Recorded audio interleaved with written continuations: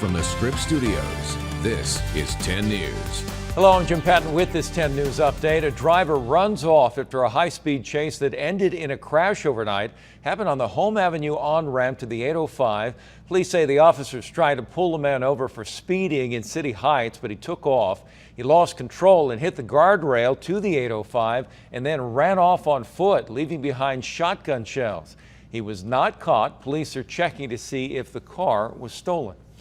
Balboa Park street performer arrested for multiple sexual assaults is expected in court today. Police say 22-year-old Luis Martinez Haas would approach women after his shows, convince them to walk to isolated areas, and then assault them. He's now being held on $200,000 bail. Police say there may be more victims out there and are asking anyone with information to come forward.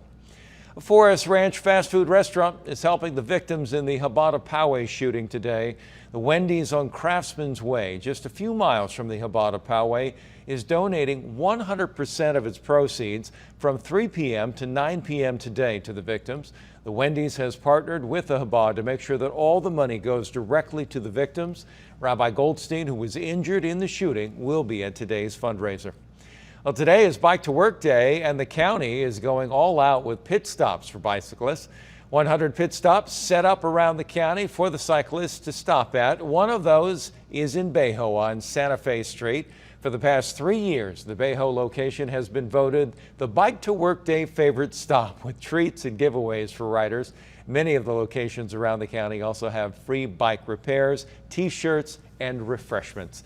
Time now to get a check on the weather. How's that going to play today? Well, luckily, I think most of the rain will hold off until bikers get to work. And then when we head into, as they're heading home tonight, we're actually going to be drying out. So if you time it right, you can stay dry.